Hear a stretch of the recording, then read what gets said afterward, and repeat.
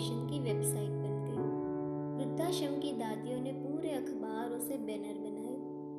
सुप्रिया घोष ने प्रेग्नेंट महिलाओं के लिए स्पेशल क्लिनिक शुरू करवाया और अवंतिका ने अपनी सच्ची कहानी की एक किताब लिखी, रूही, मेरी बेटी मेरा आंदोलन।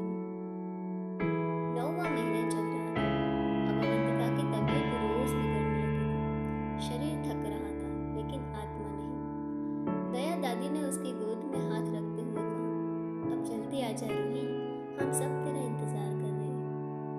और फिर एक रात अस्पताल में दादियों के साथ सुप्रिया के सहयोग से रूही का जन्म हुआ। एक छोटी सी नरम गुलाबी सी बच्ची जिसने आते ही रोया नहीं, बस आंखें खोली और अवंतिका की उंगली पकड़ ली। तू हर उस बेटी की रूह है जो इस दुनिया में जिंदा रहने का हक मांग रही है। आज से मैं तेरा नाम रूही रखती हूँ, अवंतिका ने धीरे से कहा। और ऐसे ही 6 साल बीत गए। सुबह की हल्की धूप वृद्धाश्रम के आंगन को सुनहरा रंग रही थी।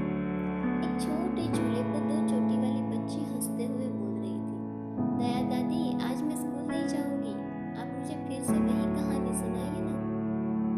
दया दादी मुस्कुरा दी, रूही, तू वही कहानी हर दिन क्यों सुनना चाहती है?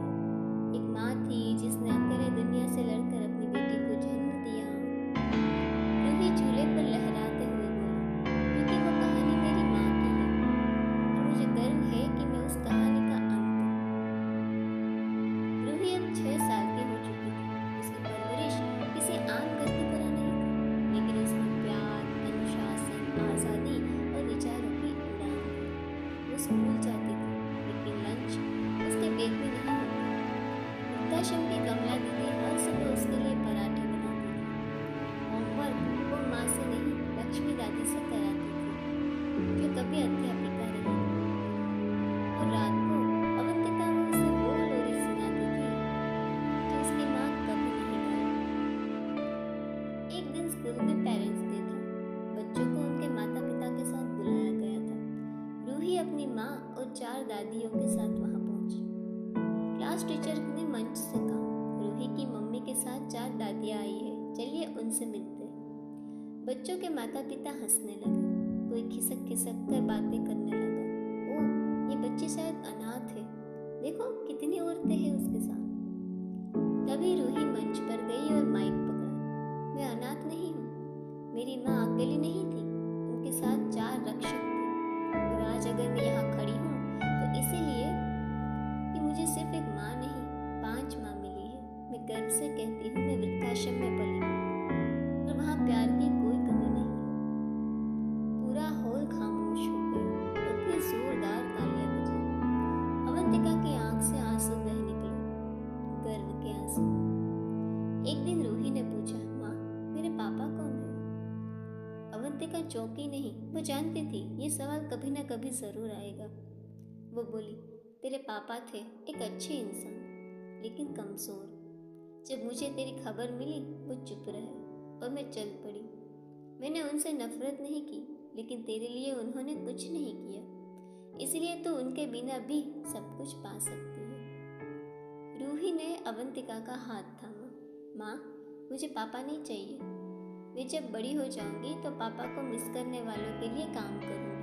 मैं रूही फाउंडेशन में उन बच्चों को पढ़ाऊंगी जो अकेले हैं लेकिन अधूरे नहीं। ऐसे ही 10 साल बीत चुके। रूही अब 10 साल की हो चुकी थी। वो चित्र बनाती थी अपनी माँ को सुपर वुमन के रूप में। वह स्कूल की भाषण प्रतियोगिता में भी जीतती थी। मैं लड़की हूँ, इसीलिए मैं दुनिया बदल सकती हूँ, ऐसे विषयों पर वो भाषण देती थी। और जब कोई बच्चा उसे अनाथालय वाली कहता ना, तो वह गर्व से कहती कि मैं वृद्धाश्रम वाली रही हूँ, जहाँ दादियाँ कहानियाँ सुनाती है और सच्चाई दिखाती है।